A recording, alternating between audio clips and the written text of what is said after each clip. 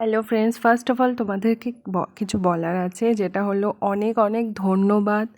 অনেক ধন্যবাদ আমাকে সাপোর্ট করার জন্য, ভালোবাসার জন্য। তোমাদের এইভাবে আমি সাপোর্টটা পেতে চাই, তো থ্যাংক ইউ সো মাচ।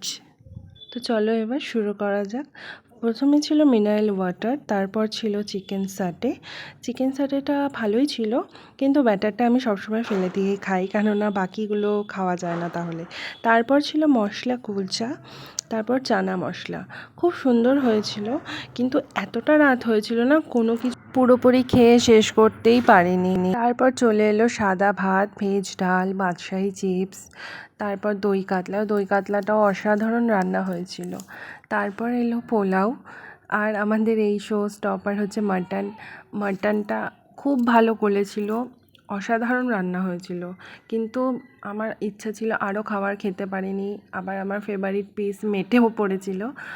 তারপর স্যালাড চলে এলো, তারপর চাটনি, পাঁপড়, মিষ্টি ছিল, মিষ্টি খেতে পারিনি, আর চাটনিটাও দুবার নিতে পারিনি। তারপর হাত ধুয়ে হজমোলা খেয়ে নিলাম, জলমোলা বলতে যাচ্ছিলাম।